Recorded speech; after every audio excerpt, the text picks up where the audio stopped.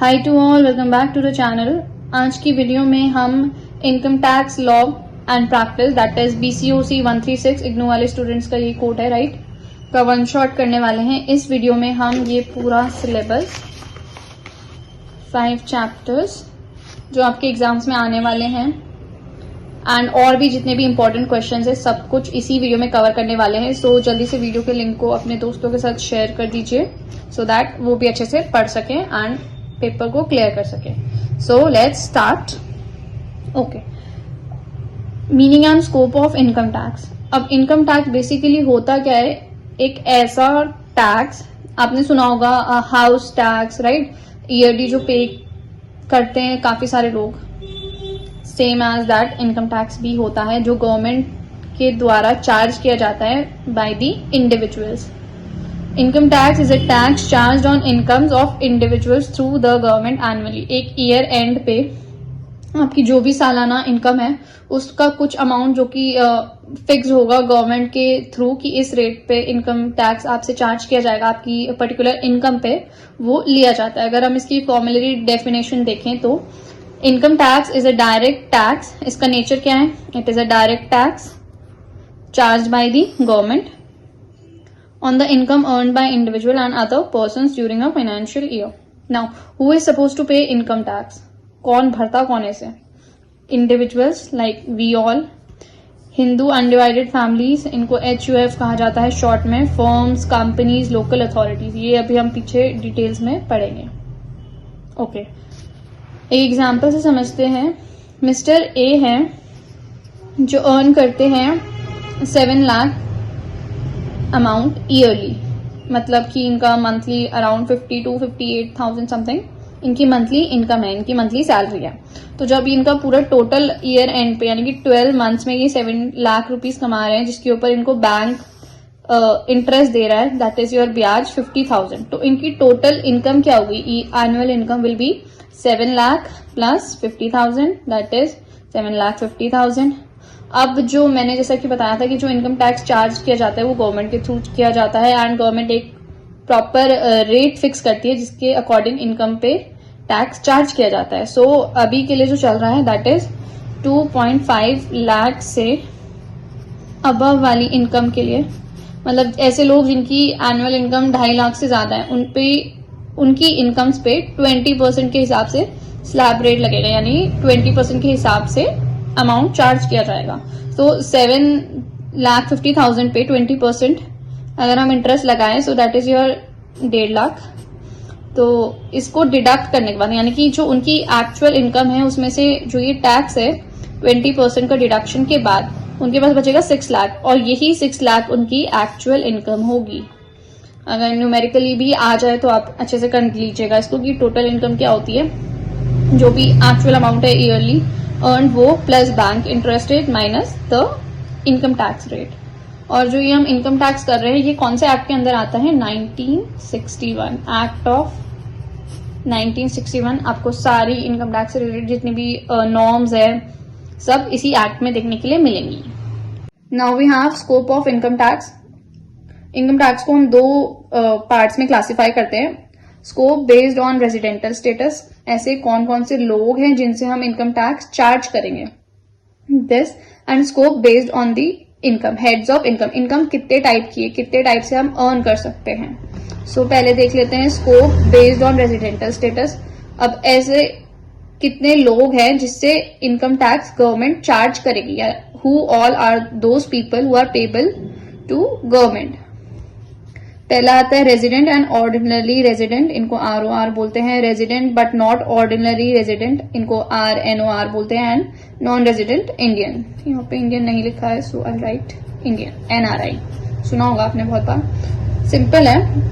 तो अब इन तीनों में हम क्लासिफाई करेंगे कि ये तीनों किस किस टाइप का इनकम टैक्स गवर्नमेंट को पे करेंगे एंड इनमें से कुछ ऐसे भी जो इनकम टैक्स पे ही नहीं करेंगे, वो क्या सिचुएशन है आइए देख लेते हैं। फर्स्टली जो ये रेजिडेंट ऑर्डिनरी रेजिडेंट होते हैं इनको परमानेंट रेजिडेंट्स भी कहा जाता है, यानी कि बेसिकली ये लोग इंडियंस ही होते हैं, इंडिया में ही रहते हैं एंड कुछ टाइम के लिए हो सकता है कि इनके रिलेटिव्स बाहर हों या कुछ काम से या टूरिस्ट पर्पज से ये बाहर की कंट्रीज में चले जाते हैं बट फिर दोबारा आ जाते हैं। ये ऐसे लोग होते हैं जिन्होंने 182 डेज का टेन्योर इंडिया के अंदर पूरा किया हुआ होता है विद इन लास्ट 2 years और including the current year. 182 days से ज्यादा का इनका इंडिया के अंदर स्टे होता है। नाउ इनकम रिसीव्ड और generated in India, income earn outside India. अब ये कौन से टैक्स पे करेंगे गवर्नमेंट को? ऐसा टैक्स जैसे कि मैंने जैसे बताया कि ये लोग इंडियंस ही होते हैं, सो इन्होंने यहाँ पे किसी कंपनी पे काम किया एंड उस कंपनी ने इनको सैलरी दी, तो उस सैलरी पे इनकम टैक्स चार्ज होगा ऑब्वियसली, बिकॉज वो पेमेंट इन्हें इंडिया के अंदर ही मिल रही है। Then we have income earn outside the country. अगर ये बाहर गए एंड इन्होंने वहां पे कुछ जॉब की एंड उसकी इनको सैलरी क्रेडिट हुई, तो इनकी जो सैलरी है आउटसाइड द कंट्री की से इनके इधर विद इन द कंट्री के बैंक अकाउंट में ही तो आएगी ना, तो उस सैलरी पे जब भी वो आएगी गवर्नमेंट इनकम टैक्स चार्ज करेगी। Global income is taxable. कोई भी इनकम जो आप अपने फॉरेन कंट्री से आप अपनी कंट्री में असेस कर रहे हैं उसमें आपका income tax is chargeable. Then resident but not ordinary resident के केस में क्या होता है? ये ऐसे लोग होते हैं जिन्होंने 182 डेज का टेन्योर नहीं पूरा किया होता है इंडिया के अंदर, मतलब होते तो इंडियंस है बट यूजुअली बाहर की कंट्रीज में स्टे कर रहे होते हैं। तो अब ये कौन कौन सी इनकम पे गवर्नमेंट इनसे इनकम टैक्स चार्ज करेगी? इनकम रिसीव्ड और जनरेटेड इन इंडिया। अगर इनका कोई बिजनेस है जो ये बाहर की कंट्री से इंडिया में ऑपरेट कर रहे हैं, ऑब्वियसली उसका जो भी टर्नओवर होगा ईयर एंड पे गवर्नमेंट उस पे लगा देगी इनसे इनकम टैक्स की लाओ भाई इनकम टैक्स दो। Then income accrued in India. अगर इन्होंने लाइक ये रहे बाहर रहे बट इन्होंने कोई किसी भी कंपनी में यहाँ पे इन्वेस्ट किया हुआ है एज अ पार्टनर, तो उस कंपनी से जो भी इनको इनकम अर्न होगी ये बाहर ले जाने से पहले गवर्नमेंट बोलेगी पहले इनकम टैक्स भरिए, ठीक है। इनकम फ्रॉम बिजनेस और profession setup another country and operated from India. और अगर ये इंडियन ही है बट अगर ये किसी दूसरी कंट्री में अपना कोई बिजनेस ऑपरेट कर रहे हैं तो उस पर भी गवर्नमेंट इनसे इनकम टैक्स लेगी। अब कैसे? देखिए, अब ये जिस भी कंपनी में अपना बिजनेस ऑपरेट कर रहे होंगे बट उनको ऑपरेट तो इंडिया से कर रहे हैं, मतलब रेजिडेंट तो इंडिया के हुए, तो ऑब्वियसली कि वहां से पैसा अपने बैंक अकाउंट में लाएंगे, इंडियन बैंक अकाउंट में, है ना। तो जब वो पैसा इंडियन बैंक्स में आएगा उसी टाइम पे गवर्नमेंट इनसे उस पैसे पे इनकम टैक्स चार्ज कर लेगी। नॉन रेजिडेंट इंडियंस, NRI, आपने काफी बार सुना होगा ये। जैसे कि यूजुअली एक पर्टिकुलर रीजन के कोई लोग हैं, सपोज कर लो कि पंजाब के लोग हैं, वो यूजुअली कनाडा में शिफ्ट होते हैं या और भी कोई से भी फॉरेन कंट्री में यूजुअली देखे जाते हैं कि पंजाबीज की जो पॉपुलेशन होती है वो यूजुअली आउटर कंट्रीज में ज्यादा है as compared to any other population of Indian communities, ठीक है। तो ये लोग किस कंडीशन में गवर्नमेंट को टैक्स के लिए पेबल होंगे, किस कंडीशन में इनकम टैक्स भरेंगे? सपोज इनकी कोई लैंड है इंडिया में जो इन्होंने रेंट पे डाली हुई है एंड ये रहे आउटसाइड द कंट्री रहे, ये इंडिया में नहीं रह रहे बट स्टिल उस पर्टिकुलर लैंड पे इनको एक अच्छा खासा रेंट जनरेट हो रहा है ईयरली और मंथ वाइज। तो उस लैंड की जो भी ईयरली टर्नओवर है या अमाउंट है उस पे गवर्नमेंट इनसे इनकम टैक्स मांगेगी। और एनीथिंग एल्स लाइक अगर इन्होंने किसी कंपनी के शेयर लिए हुए उस शेयर के इंटरेस्ट पे भी गवर्नमेंट इनसे इनकम टैक्स चार्ज करेगी। Income from outside the country, अब जैसे कि ये बाहर रह रहे हैं, वहां पे कुछ भी ऑपरेशन कर रहे हैं, लाइक बिजनेस कर रहे हैं, जॉब कर रहे हैं, उस इनकम पे गवर्नमेंट इनसे इनकम टैक्स नहीं लेगी क्योंकि दैट इज देयर बिजनेस, क्योंकि वो इंडिया के अंदर लाई नहीं हो रहा है। अगर तीनों के अंदर ओवरऑल डिफरेंस देखें तो any income which is received और जनरेटेड इन इंडिया, रेजिडेंट और ऑर्डिनरी रेजिडेंट पे करेंगे उस पे income tax. Resident but not ordinary resident ये भी पे करेंगे। नॉन रेजिडेंट आपके NRI ये भी उस पे करेंगे क्योंकि वो इनकम इंडिया से ही जनरेट हो रही है। इनकम आउटसाइड द कंट्री, ऐसी इनकम जो आपको कंट्री के बाहर से जनरेट हो रही है उस पे आपके permanent resident that is ROR payable है charge. Non resident but ordinary resident ये भी पेबल है, बट आपके जो नॉन रेजिडेंट इंडियंस है इनको उसके लिए पेबल नहीं है। ये बाहर से जो भी इनका इनकम जनरेट होगा उस पे इंडियन गवर्नमेंट इनसे इनकम टैक्स चार्ज नहीं कर सकती है। ओके,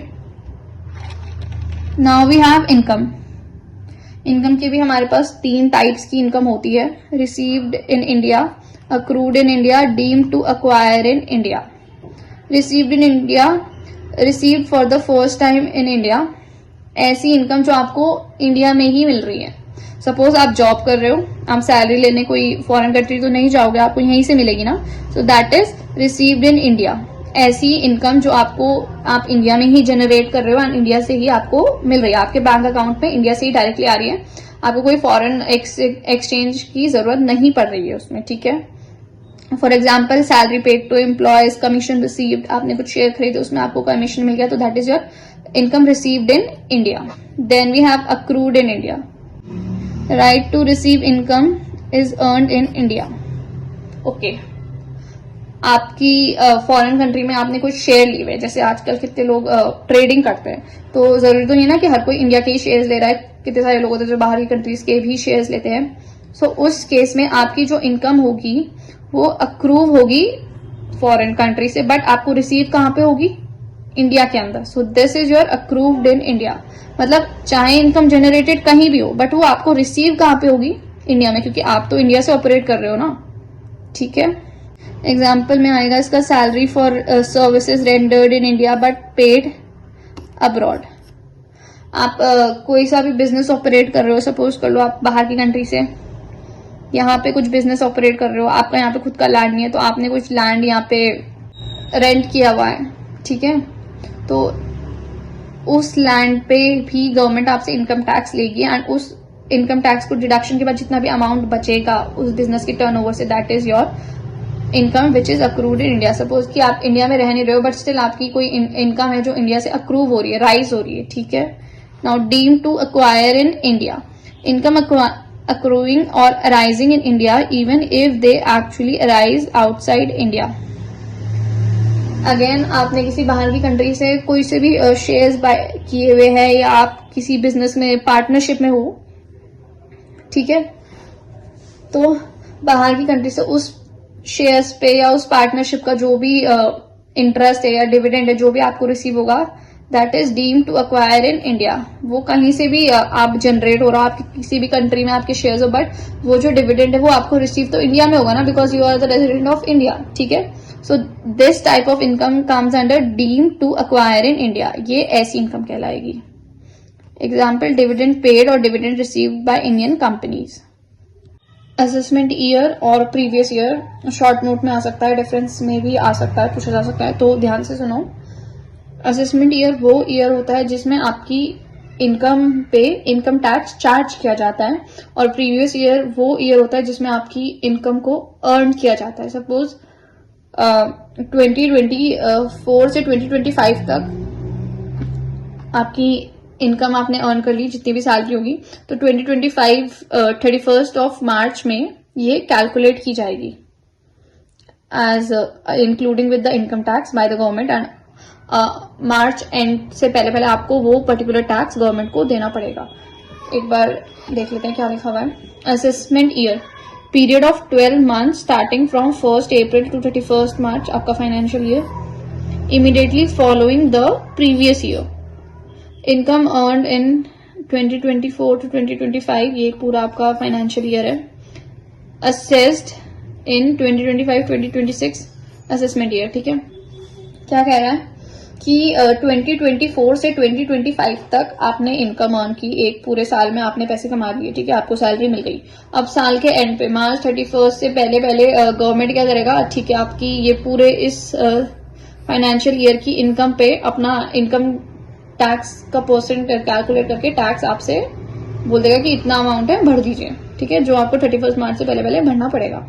नाउ प्रीवियस ईयर क्या होता है, year of earning the income, यानी कि 2024 से 2025 के बीच का ड्यूरेशन। अब यहाँ पे तो क्या हो रहा था, आप 2025 के 26 में 2025 टू 2026 अप्रैल से पहले पहले आपको टैक्स भरना था, बट यहाँ पे क्या हो रहा है, यहाँ पे 2026 की बात ही नहीं कर रहा है प्रीवियस ईयर में। इट सेज कि 2024 से 2025 तक का पीरियड ही प्रीवियस ईयर पीरियड कहलाता है, और इसमें आपकी जितने भी आपने इनकम अर्न की है, सैलरी, डिविडेंड, आपने मतलब जो भी अमाउंट आपके बैंक में क्रेडिट हुआ है वो प्रीवियस ईयर के अंदर ही लाई करता है, इसलिए हम इसको year of earning the income बोलते हैं। एंड जो असेसमेंट ईयर होता है उसको बोलते हैं ईयर ऑफ टैक्सिंग इनकम, यानी इनकम के ऊपर टैक्स कैलकुलेट किया जाता है। Example, income earn from 1 April to 31 March is your previous year income, ठीक है। This period is the previous year for AI. AI is your assessment year. Simple है, ऐसे याद कर लेना कि जो असेसमेंट ईयर, पहली चीज कि दोनों क्या होते हैं, 12 मंथ्स का पीरियड होता है, that starts from 1 April to 31 March. दोनों में आप ये वाला पॉइंट दोनों में लिख सकते हो। देन सेकेंडली आप लिख सकते हो कि असेसमेंट ईयर में क्या होता है, tax is charge over the income, and previous year में क्या होता है, इनकम इज अर्नड। ठीक है, इनकम अर्न की जाती है। Then again we have residential status and tax liability. एक और बार इसे देख लेंगे। रेजिडेंटल स्टेटस जो होता है वो हमें बताता है कि how much income is taxable in India. अब जो भी इंसान है, चाहे वो इंडिया के अंदर रह रहा है, इंडिया से बाहर रह रहा है, कभी कभी इंडिया में आके रह रहा है, कभी कभी बाहर चले जा रहा है, या जो भी है उसका रेजिडेंटल स्टेटस, उस हिसाब से या उसके अकॉर्डिंग गवर्नमेंट उससे कितना टैक्स चार्ज करेगी।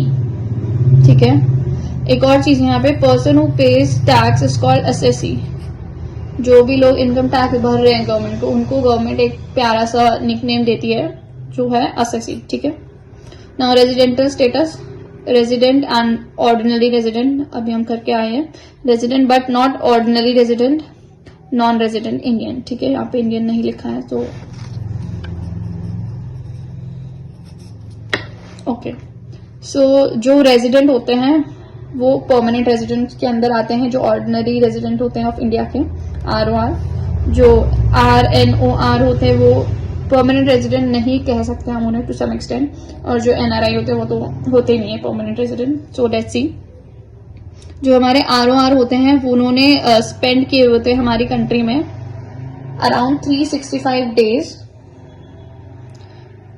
और more than that in preceding 4 years. जो 4 साल से 365 डेज का टेन्योर इंडिया के अंदर ही सरवाइव कर रहे होते हैं या रह रहे होते हैं। स्टेड फॉर 182 डेज और मोर ड्यूरिंग द ईयर, हमने ये डिस्कस कर लिया है पीछे ऑलरेडी। नाउ RNOR में देख लेते हैं। Being resident in India in 2 out of the last 10 years, stayed in India for at least 730 days in the last 7 years. अगर आपने पिछले 7 सालों में आप 730 डेज यानी कि 2 साल से थोड़ा सा ज्यादा टेन्योर आप इंडिया के अंदर रहे हो तो भी आपको ये RNOR का टैग दे दिया जाएगा। haven't stayed in, now NRI haven't stayed in India not even for 182 days। आप NRI किस कंडीशन में हो जाओगे बेटा, अगर आपने इंडिया के अंदर नॉट इवन 182 डेज का स्टे भी नहीं किया है, आप नहीं रुके हो 182 डेज भी, तो आपको NRI कंसिडर कर दिया जाएगा। एग्जाम्पल क्या हो गया इसका, Indians working in foreign countries. Okay, simple basic difference देख लीजिए। अगर आपने 182 डेज का टेन्योर इंडिया के अंदर स्पेंड किया हुआ है, ठीक है, और आप लास्ट 4 इयर्स से ये चीजें रेगुलर करते जा रहे हैं, 365 डेज का आपने टेन्योर पूरा कंप्लीट किया हुआ है, तो आप परमानेंट रेजिडेंट ऑफ इंडिया कहलाओगे। ROR रेजिडेंट और ऑर्डिनरी रेजिडेंट्स। ठीक है, अगर आपने इंडिया के अंदर 730 डेज का टेन्योर पूरा किया हुआ है in the last 7 years, previous 7 years, तो आप RNOR resident but not ordinary resident की कैटेगरी में आ जाओगे। और अगर आपने 182 डेज का टेन्योर नहीं पूरा किया है इंडिया में तो आप NRI की कैटेगरी में आ जाओगे। एक इंपॉर्टेंट क्वेश्चन देख लेते हैं। Define the term person under the income tax act 1961, enumerate the different categories of person. Person कौन होता है, एक ऐसी लीगल एंटिटी और कंपनी जो एलिजिबल होती है टैक्स पे करने के लिए या जिससे गवर्नमेंट ईयर एंड पे टैक्स चार्ज करती है। अब इसके कुछ टाइप्स होते हैं, individual, Hindu, undivided family, company, firm, association of person, artificial, judicial person. आइए देख लेते हैं।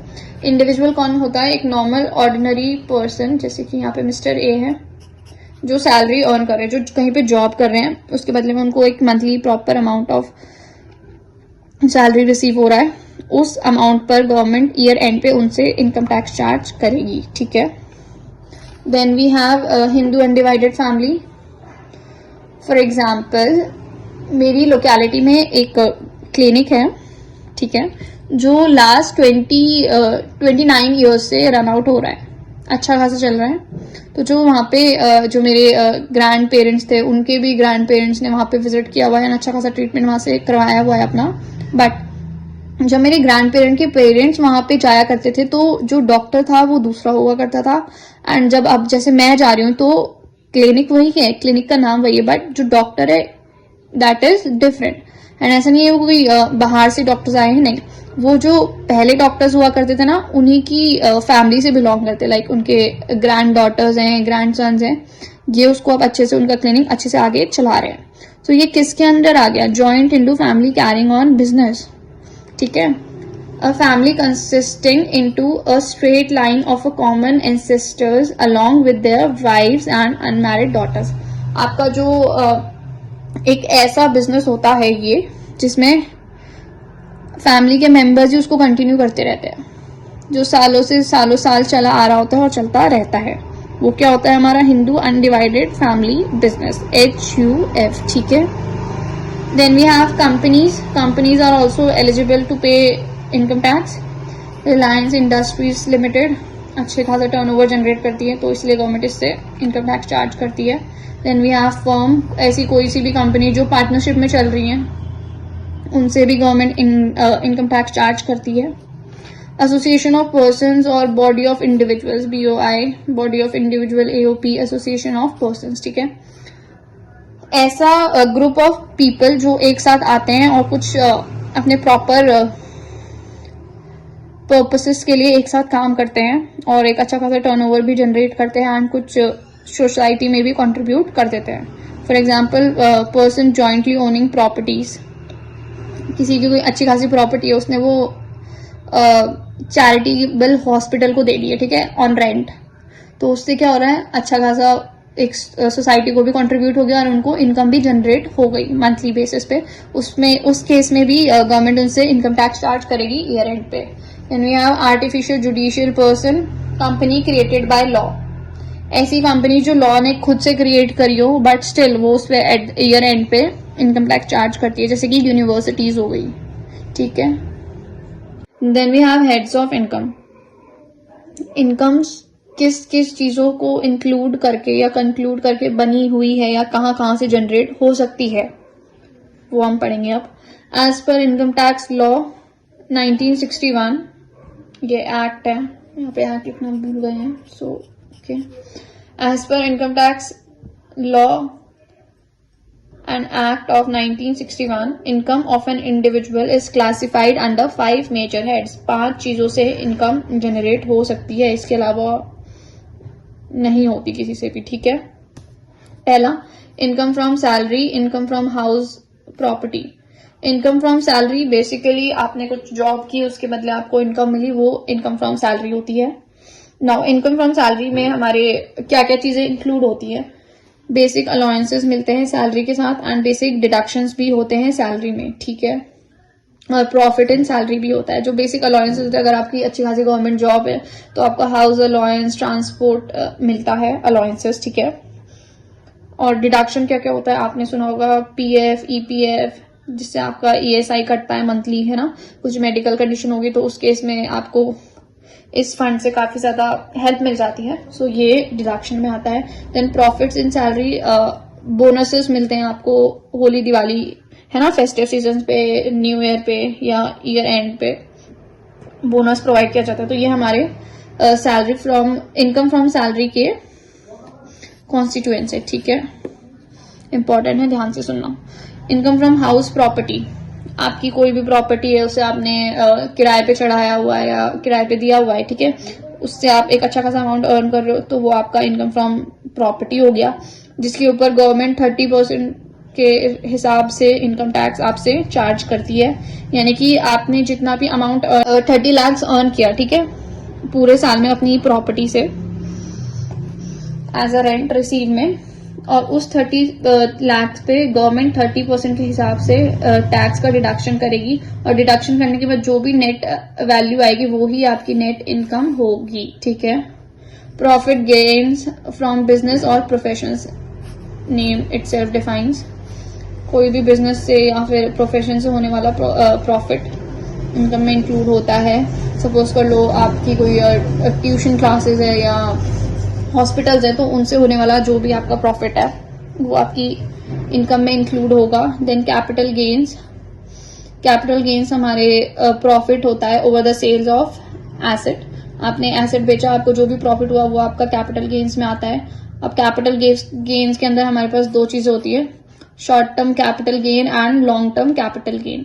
शॉर्ट टर्म कैपिटल गेन उन एसेट्स पे होता है जो आपने अपनी ऑर्गेनाइजेशन में एटलीस्ट 2 साल तक रखा है एंड 2 साल के बाद बेच दिया। सपोज मशीनरी होगी आपकी, आपने 2 साल तक यूज किया, आपका मन किया बेचनी, आपने बेच दी। 40,000 की खरीदी थी एंड लकीली वो आपकी 45,000 की चली गई, ठीक है। उसकी क्वालिटी अच्छी होगी, अपग्रेडेशन होगी उसमें, तो वो अच्छे खासे अमाउंट में चली गई। सो ये आपका होगा शॉर्ट टर्म कैपिटल गेन, आपको उसमें फायदा हो गया, ठीक है। Then long term capital gain ऐसे एसेट्स पे होता है जो आपके ऑर्गेनाइजेशन में बहुत पुराने हो, लाइक जिनका टेन्योर 2 साल से ज्यादा का हो। सपोज कर लो आपकी लैंड है, ठीक है, आपने आज 10 लाख की खरीदी, अगर आप इसे 10 साल बाद बेचोगे तो ये ऑब्वियसली इसका अमाउंट इंक्रीज ही होगा, ठीक है। तो ये किसके अंदर आएगी, अगर आप उसे बेचते हो तो लॉन्ग टर्म कैपिटल गेन के अंदर आपकी इनकम कैलकुलेट की जाएगी यहां से, ठीक है। Then we have income from other sources.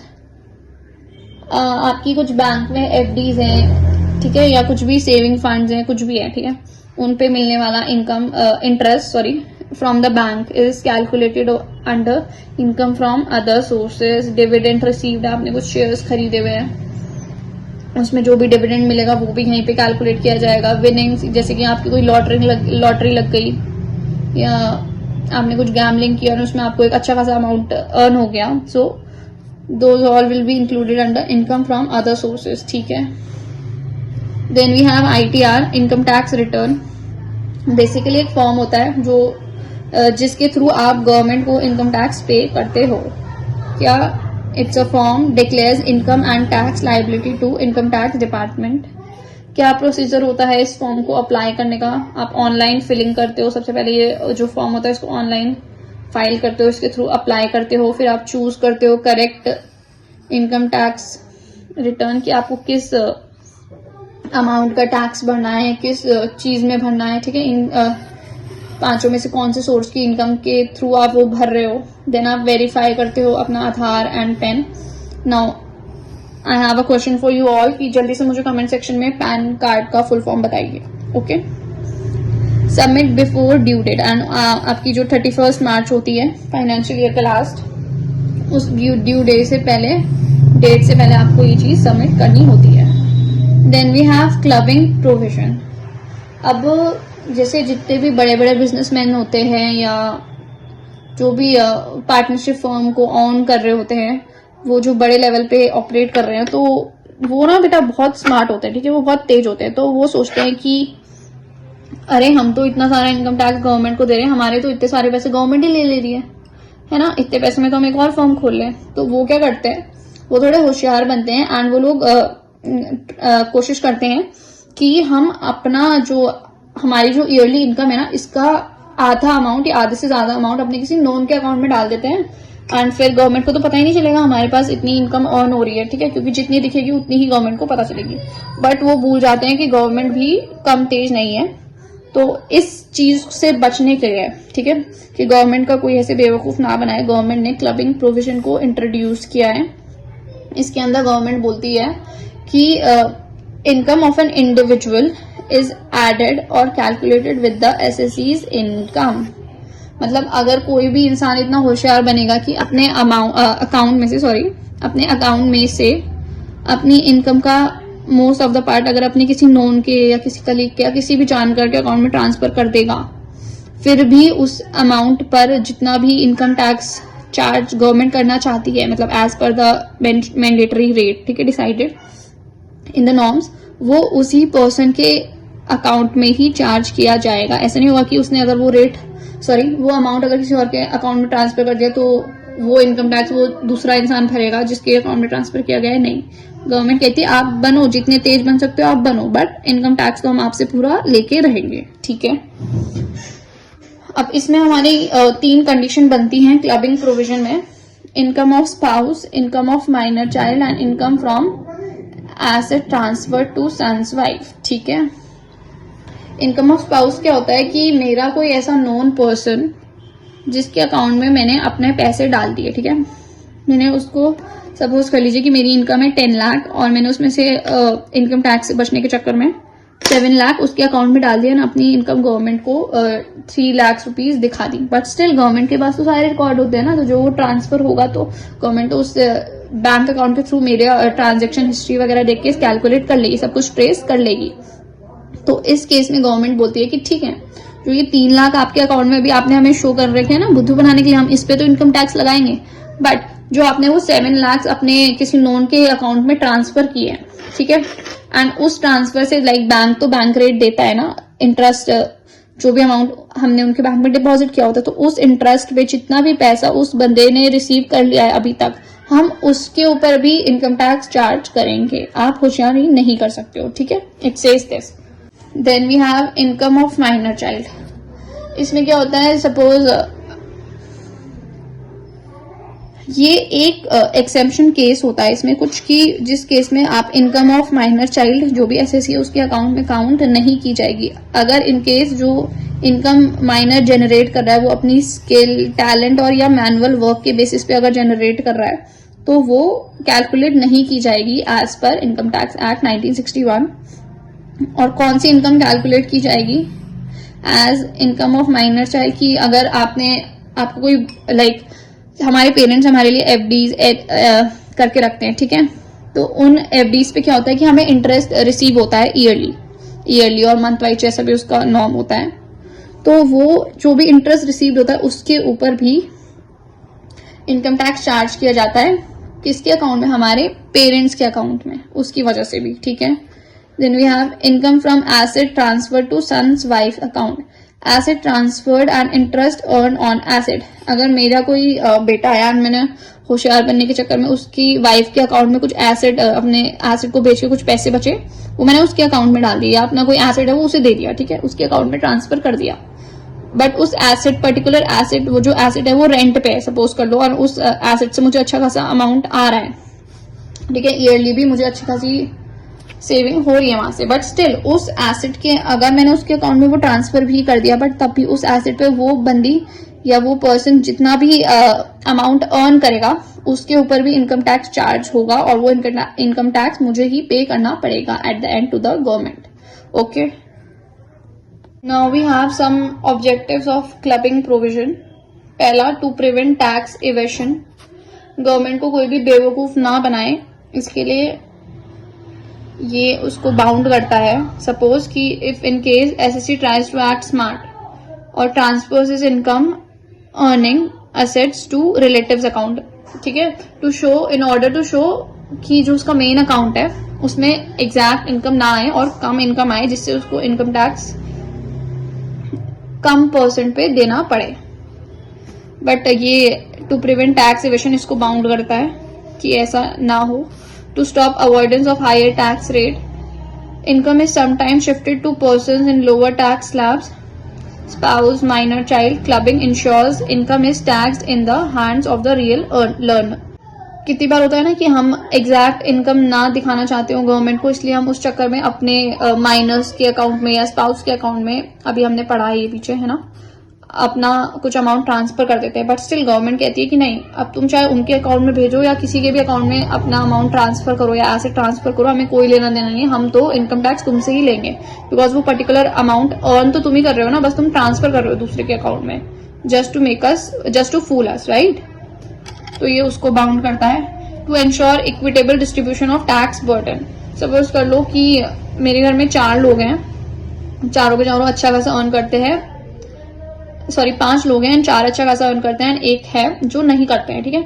तो अब वो चारों क्या कर रहे हैं, ज्यादा ही स्मार्ट बन रहे हैं, तो जो अर्न नहीं करता है ना उसी के अकाउंट में चारों के चारों अपना एक्स्ट्रा अमाउंट डाल दे रहे हैं, just to save themselves from higher rate of income tax, ठीक है। अब वो पर्सन क्या हो रहा है, उस पर्सन के ऊपर तो like government doesn't know that person, है ना, बट स्टिल उस पर्सन से तो इनकम टैक्स चार्ज कर लिया जाएगा, तो उसको प्रिवेंट करने के लिए ये ऑब्जेक्टिव हमारी हेल्प करता है। It promotes fairness by taxing income to the person who actually controls or owns the asset.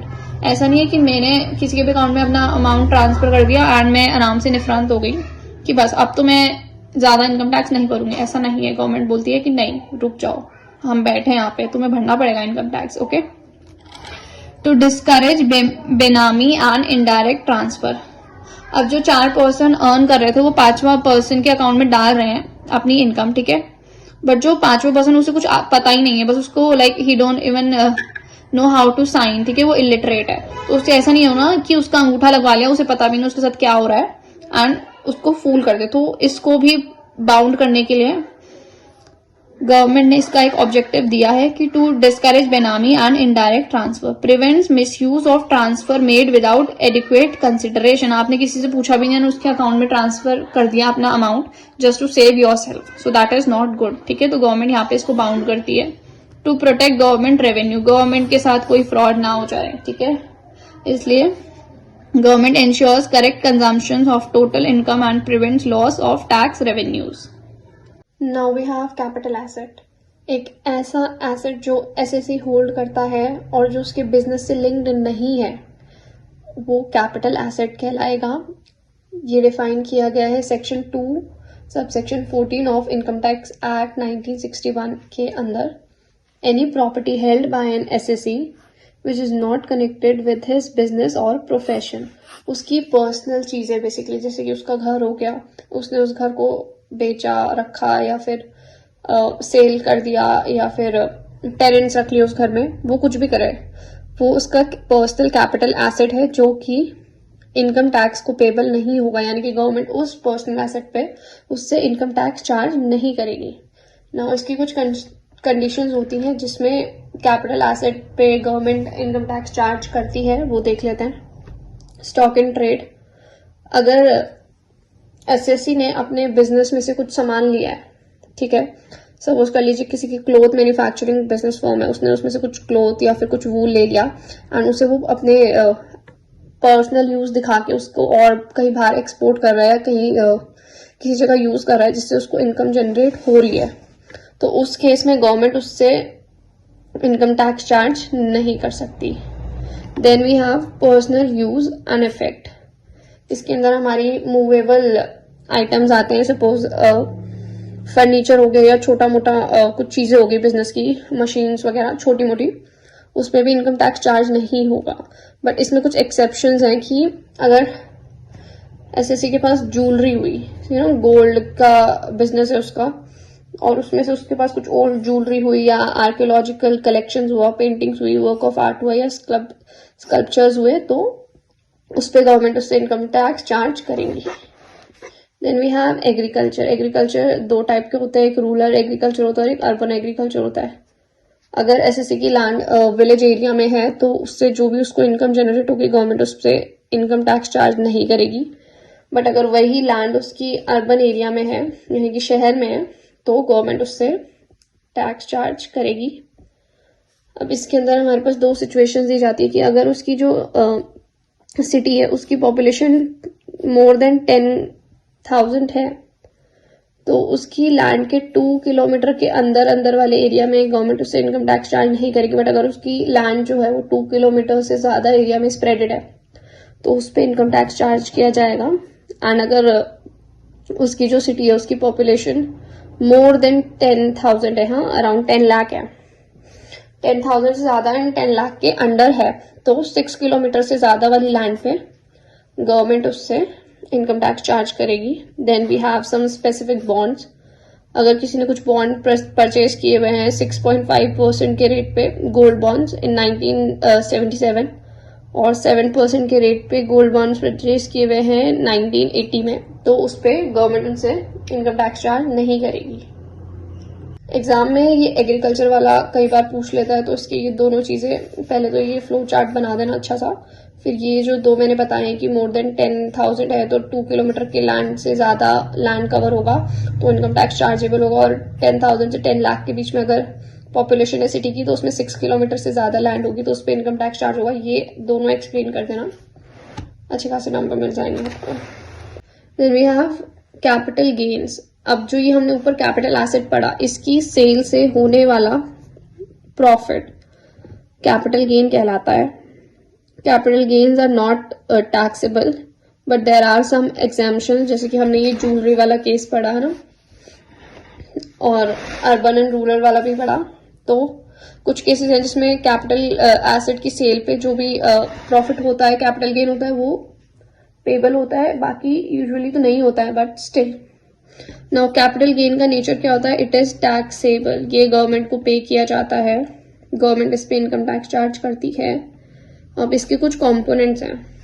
First capital asset जो हमने ऊपर पढ़े अभी, देन ट्रांसफर, अगर आपने अपना कोई भी एसेट उसे बेच दिया या उसके बदले में किसी और से दूसरा एसेट ले लिया, that will come under transfer. Sale, exchange, compulsory acquisition, अगर आपने किसी को कुछ कंसिडरेशन पे करनी थी बट आपने वो कंसिडरेशन के बदले में उसे अपने कुछ एसेट दे दिया कि ये ले लो और तुम्हारा जो मुझे पैसा पे करना था वो भी इतना ही था एंड उसके बदले में तुम ये मेरे एसेट रखो एंड यहीं पे सब कुछ निपटा दो, right. Then cost of acquisition, यानी कि आपने किस कॉस्ट पे वो एसेट परचेज किया है, आपकी purchasing cost of the asset. Then cost of improvement, आपने उस एसेट को जब खरीदा तो उसमें कुछ कमियां होंगी तो उसकी मरम्मत कराने के लिए आपने क्या खर्चा किया, उसमें वो कॉस्ट ऑफ इम्प्रूवमेंट आता है। Then full value of consideration, आपने किस अमाउंट पे उस एसेट को एट द एंड बेच दिया। Then we have two types of capital gains, short term capital gain and long term capital gain. Short term वो होते हैं कि अगर आपके पास कोई एसेट है जो एसएससी होल्ड कर रहा है, assessee is the person who is payable to the income tax, जो इनकम टैक्स भरता है, ठीक है। अगर आपके पास कोई एसेट है जो आपने 3 साल से कम टाइम में यूज करके बेच दिया तो वो शॉर्ट टर्म गेन के अंदर आएगा। मतलब उसको बेचने के बाद जो भी आपको प्रॉफिट होगा उसको हम शॉर्ट टर्म प्रॉफिट बोलेंगे या शॉर्ट टर्म कैपिटल गेन बोलेंगे। अगर शेयर्स की बात करें तो आपके पास कुछ शेयर है जो आपने 1 साल से पहले ही बेच दिए, आपने अभी खरीदे और आपने 1 साल भी नहीं हुआ उन्होंने बेच दिया, वो भी शॉर्ट टर्म कैपिटल गेन के अंदर आएगा।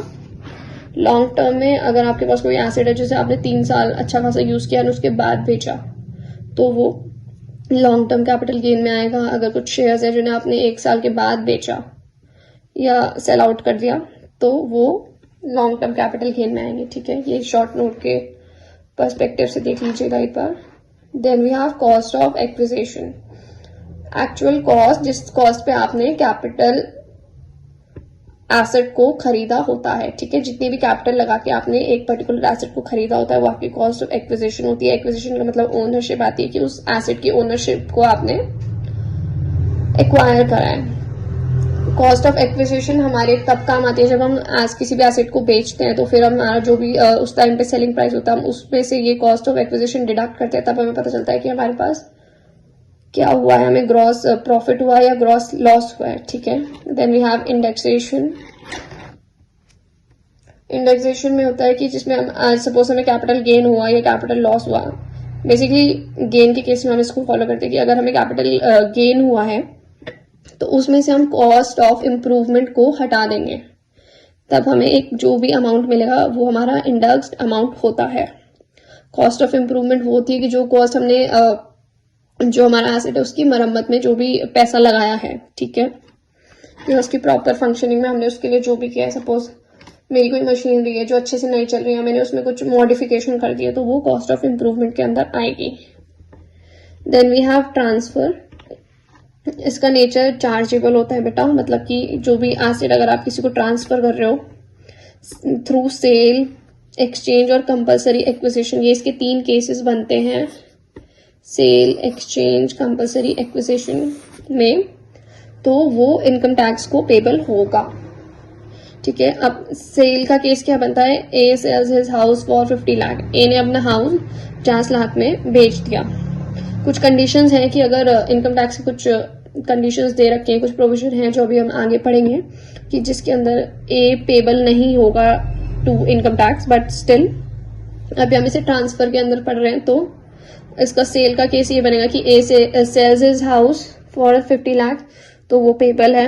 ए एक्सचेंज का case, A exchanges his land with mister बीज फ्लैट, लैंड के बदले उसने फ्लैट ले लिया, प्रॉपर्टी के बदले प्रॉपर्टी आ गई, ठीक है, ये भी ट्रांसफर का केस बनेगा।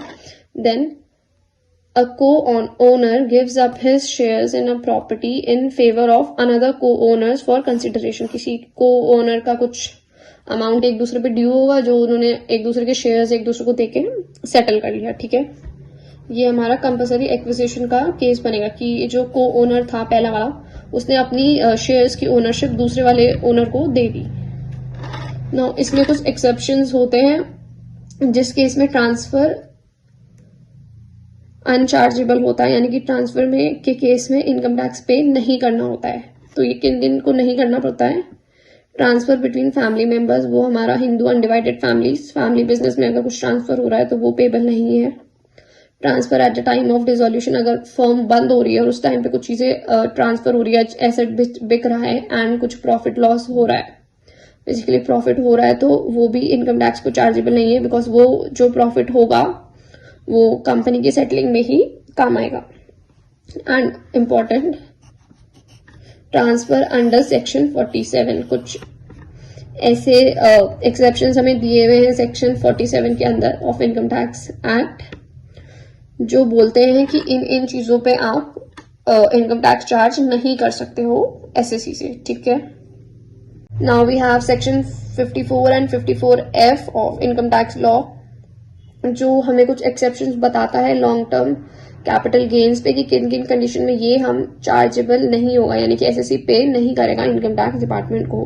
सो सेक्शन 54 कहता है कि अगर एसएससी ने कोई रेजिडेंटल प्रॉपर्टी बेची, यानी कि अपना कोई कैपिटल एसेट बेचा, सपोज उसके पास कोई घर है एंड उसने वो बेच दिया एंड उसको वहां से जितना भी अमाउंट मिला उसने अपने मतलब खुद के पास उसे होल्ड नहीं किया अपने बैंक अकाउंट में, जैसे ही उसके पास अमाउंट आया उसने उसको कहीं और इन्वेस्ट कर दिया, मतलब अपने बैंक अकाउंट में उस अमाउंट को नहीं रखा, तो उस केस में एसएससी पेबल नहीं होगा टैक्स के लिए, ठीक है। And as per section 54F कहता है कि अगर एसएससी ने कोई अपना एसेट लिया, बेचा एंड उसके बाद उसने तुरंत बाद ही कोई दूसरा एसेट खरीद लिया या फिर बनाना शुरू कर दिया, सपोज करो उसने अपना घर बेचा एंड कोई दूसरी प्रॉपर्टी खरीद लिया, अपना एक नया प्लॉट लेके नया घर बनाना स्टार्ट करते हैं, तो उस केस में भी वो पेबल नहीं होगा। अब इसमें कंडीशन क्या लगेगी बेटा कि अगर उसके पास एक ही प्रॉपर्टी हो या एक ही कैपिटल एसेट हो, ऐसा नहीं है कि उसके पास दो कैपिटल एसेट है, उसने एक बेच दिया इन्वेस्ट कर दिया, then in that scenario he will be payable. But अगर उसके पास एक ही घर है तो वो उसकी एज अ बेसिक रिक्वायरमेंट के अंदर आ जाएगा, जिसके लिए वो पेबल नहीं कंसिडरेबल होगा from the income tax department.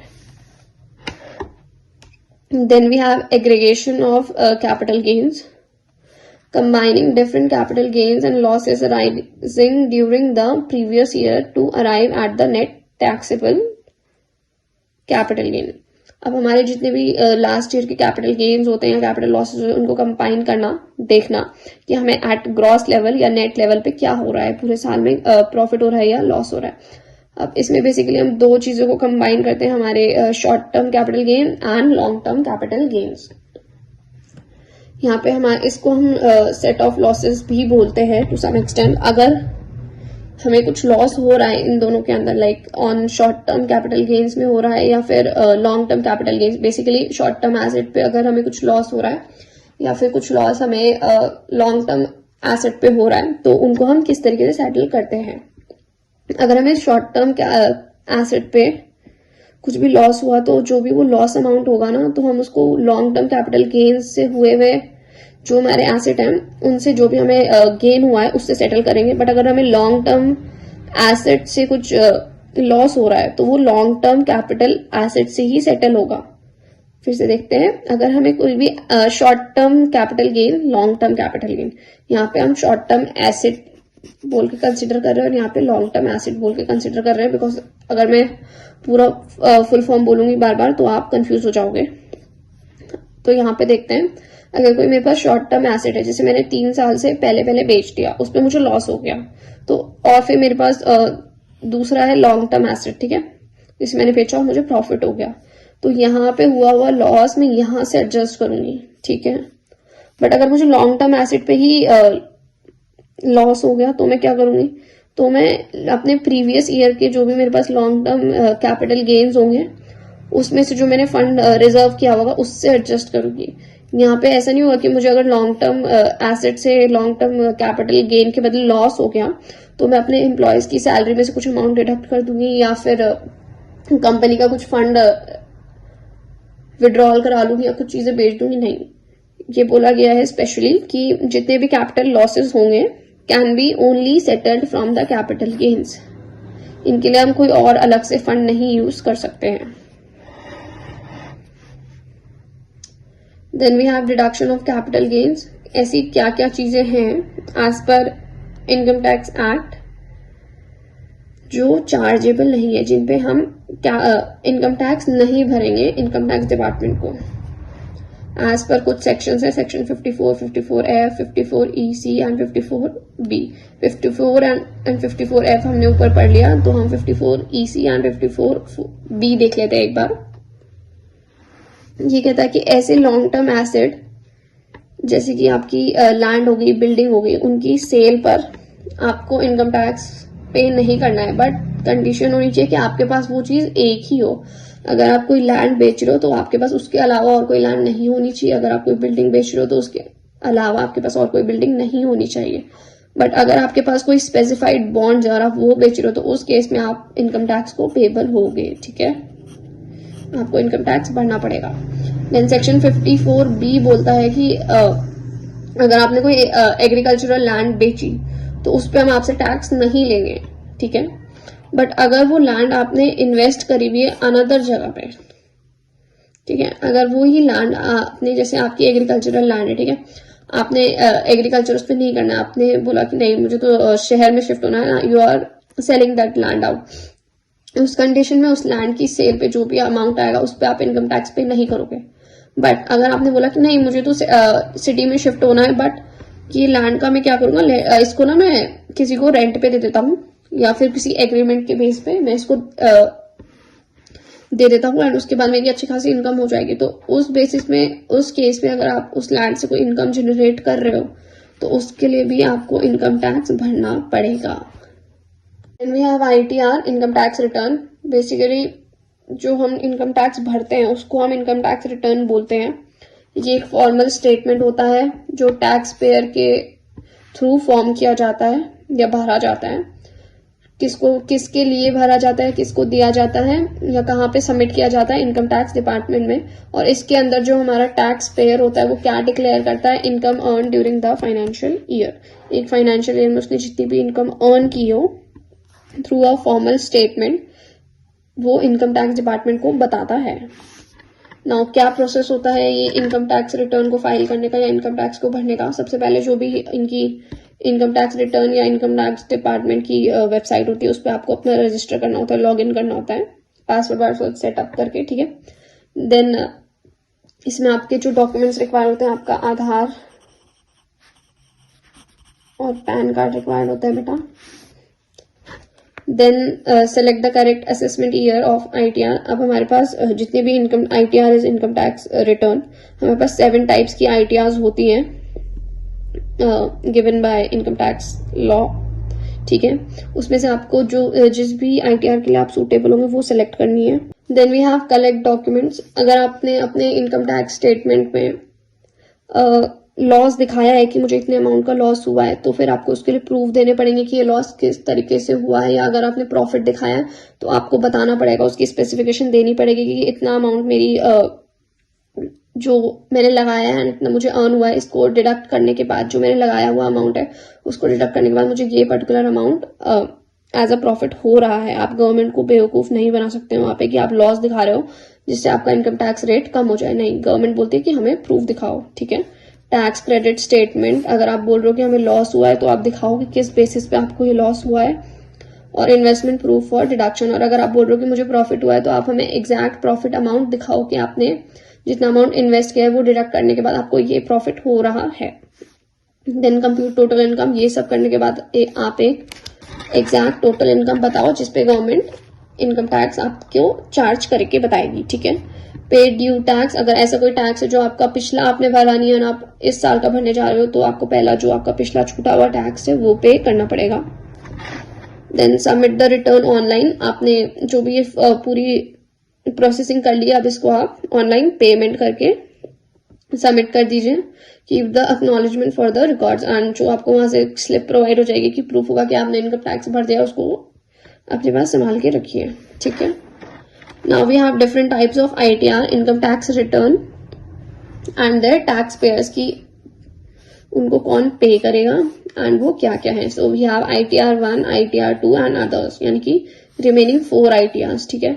तो जो ITR 1 होती है उसको एज पर income tax act resident individuals pay करते हैं, मतलब ऐसे लोग जिनको सैलरी मिलती है या बेसिकली जो एम्प्लॉय होंगे कहीं पे किसी भी ऑर्गेनाइजेशन में वो, या कोई गवर्नमेंट एम्प्लॉय है या जिसको पेंशन मिल रही है, ठीक है, वो लोग ITR 1 के अंदर इनकम टैक्स पे करेंगे। जो हमारी ITR 2 है उसको Hindu undivided families and individuals पे करेंगे as per the exception cases, ठीक है। और जो रिमेनिंग ITRs है वो हमारी फर्म्स और बिजनेसेस पे करती हैं। Then we have advantages of e-filing ITR income tax return. No physical submission, आपको लंबी लंबी लाइंस में खड़ा नहीं होना पड़ता, ठीक है। आप अपने घर में आराम से बैठ के फॉर्म को फाइल कर सकते हो।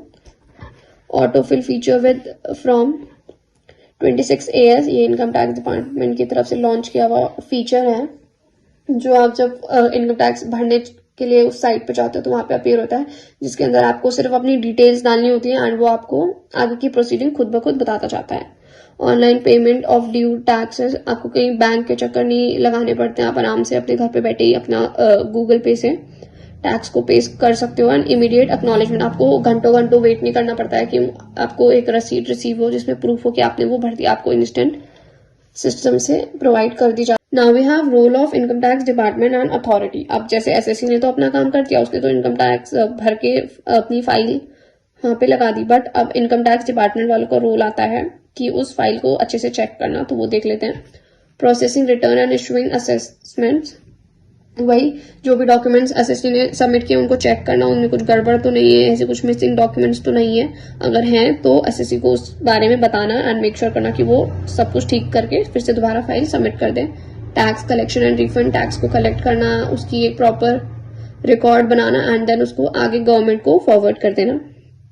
टैक्स ऑडिट्स एंड इन्वेस्टिगेशन, अगर कोई कंपनी अच्छे से काम नहीं कर रही है वहां पे जाके ऑडिट्स करना, उसको चेक करना या छापा मारना कि कहीं इलीगल काम तो नहीं हो रहा है, इलीगल प्रॉफिट अर्न करके घर तो नहीं ले जाया जा रहा है, ठीक है। हैंडलिंग अपील्स, अगर कोई फर्म बोलती है कि मैं अभी फाइनेंशियली वेल नहीं हूँ इनकम टैक्स भरने के लिए, मेरा थोड़ा सा इनकम टैक्स की जो ड्यू डेट है उसे बढ़ा दीजिए, तो उस टाइप की अपील्स को हैंडल करना। Then we have short notes. First is pension. Pension क्या होती है? एक ऐसा अमाउंट जो एम्प्लॉय को प्रोवाइड कराया जाता है आफ्टर द रिटायरमेंट, यानी कि जो भी उसका जॉब टाइम पीरियड होता है उसके कंप्लीशन के बाद। Amount from the employer to the employee to safeguard the economic condition after the retirement, ठीक है। अब हमारे पास दो टाइप की पेंशन होती हैं, अनकम्प्यूटेड पेंशन एंड कंप्यूटेड पेंशन। जो अनकम्प्यूटेड पेंशन होती है उसमें टैक्स देना ही पड़ता है, चाहे वो कोई भी हो। रेगुलर बेसिस पे टैक्स भरा जाता है, यानी कि इनकम टैक्स गवर्नमेंट चार्ज करती है। Then we have computed pension. ये दो टाइप की होती है, मतलब इसके अंदर दो टाइप के एम्प्लॉयज होते हैं जिनको ये दी जाती है। पहला गवर्नमेंट एम्प्लॉय होता है और एक नॉन गवर्नमेंट एम्प्लॉय होता है। तो जो गवर्नमेंट एम्प्लॉय होता है उनको तो गवर्नमेंट बोल देती है कि ठीक है चलो तुम तो हमारे ही बंदे हो, हम तुम्हें छोड़ते हैं, तुमसे इनकम टैक्स चार्ज नहीं करेंगे। बट जो नॉन गवर्नमेंट एम्प्लॉय होते हैं उनसे गवर्नमेंट बोलती है कि पहले आप इनकम टैक्स पे कीजिए, हम आपको नहीं छोड़ेंगे वरना, ठीक है। Then we have capital gain account scheme of 1988, important है। इस स्कीम के अंदर इनकम टैक्स डिपार्टमेंट बोलता है असेसी से कि अगर आपने कोई भी अपना कैपिटल एसेट बेचा है, ठीक है, सपोज कर लो आपके पास एक घर है एंड आपने उसे बेच दिया एंड विद इन 2 years, 2 साल से पहले आपने उसको बेच के जो भी आपके पास अमाउंट आया आपने उसको बैंक में स्टोर नहीं किया और उसके बाद उसे आपने हमारे एक कैपिटल अकाउंट में स्टोर करके रखा, यानी कि कैपिटल गेन अकाउंट। ये इनकम टैक्स डिपार्टमेंट खुद से एक अकाउंट प्रोवाइड करता है।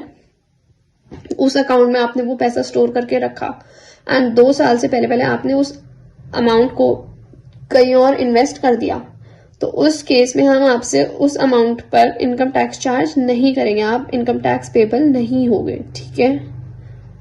SSC can save income tax amount on capital gains. इसके थ्रू क्या कर सकता है एसएससी? अपना पैसा बचा सकता है ना, जो भी उसको प्रॉफिट हुआ होगा उसको उसके ऊपर इनकम टैक्स नहीं भरना पड़ेगा। It says if an assessee sells residential asset और any other asset and buy and purchase another asset within 2 years, जो 2 years का टाइम इन्होंने दिया हुआ है हमें इनकम टैक्स डिपार्टमेंट वालों ने। During those 2 years amount needs to be deposited under capital gain account of capital gain scheme, ठीक है।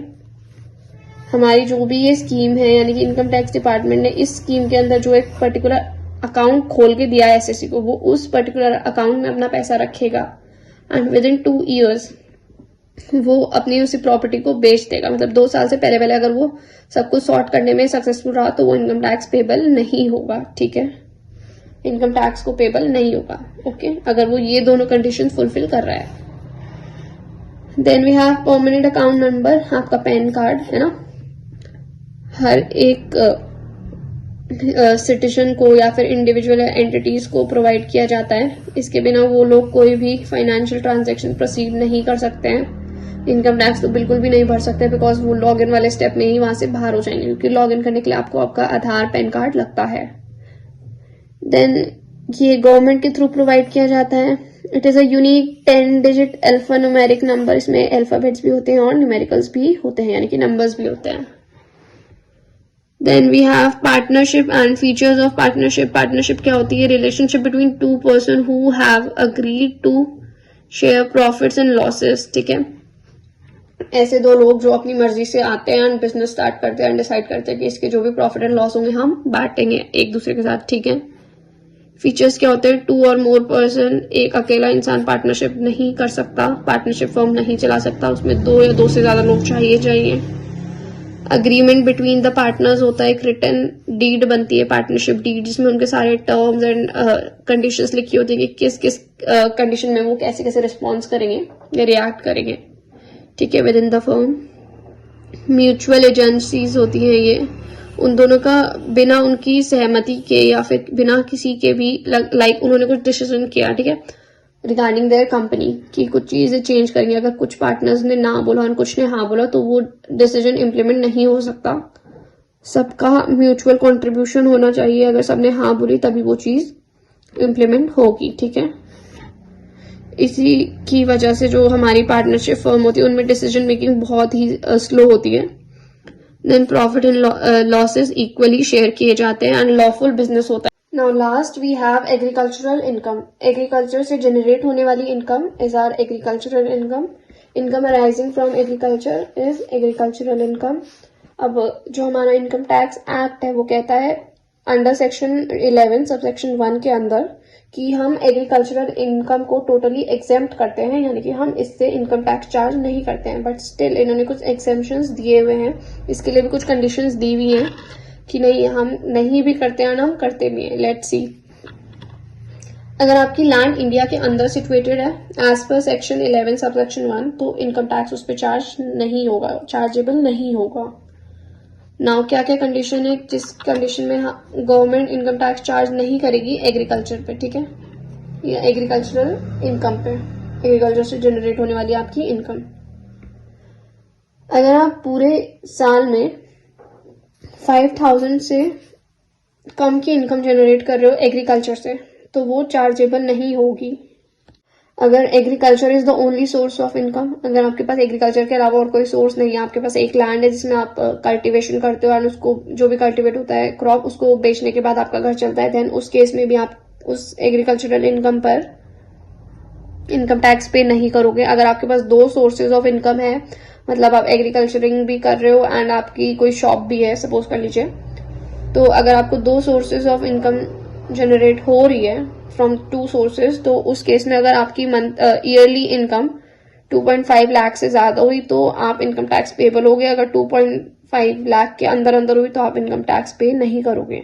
Then we have partially agricultural income. इसके अंदर गवर्नमेंट कहती है कि हमने आपकी जो एग्रीकल्चर से जनरेट होने वाली इनकम है उसको 2 पार्ट्स में डिवाइड कर दिया है, जिसके अंदर हम कुछ पार्ट में तो आपसे इनकम टैक्स चार्ज करेंगे बट कुछ पार्ट में हम आपसे चार्ज नहीं करेंगे। ठीक है, नाउ यहाँ पे इन्होंने 3 टाइप के क्रॉप्स को क्लासिफाई किया हुआ है, जैसे टी, रबर, कॉफी, क्योंकि इनकी प्रोडक्शन पे एक अच्छी खासी एग्रीकल्चरल इनकम जनरेट होती है क्योंकि ये बाहर एक्सपोर्ट भी किए जाते हैं।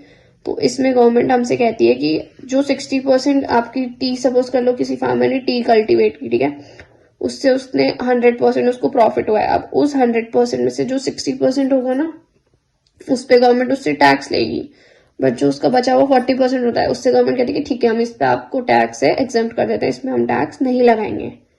ऐसे ही रबर की प्रोडक्शन में गवर्नमेंट कहती है कि 65% पे आप हमें टैक्स दो, 35% आप अपने पास रखो। कॉफी में भी सिर्फ 75% पे हम आपसे टैक्स लेंगे एंड जो 25% की जो इनकम बच जाएगी उस पर हम टैक्स चार्ज नहीं करेंगे. Okay, that's all for the video. I hope आप लोगों को वीडियो अच्छी लगी होगी एंड टॉपिक समझ आए होंगे. अगर ऐसा कोई टॉपिक है जो आपको समझ नहीं आए then do let me know in the comment section. And आपका जो भी नेक्स्ट एग्जाम है आप उसका सब्जेक्ट कोड यहाँ पे कमेंट कर दीजिए नीचे. And all the best for your exams. Thanks for watching.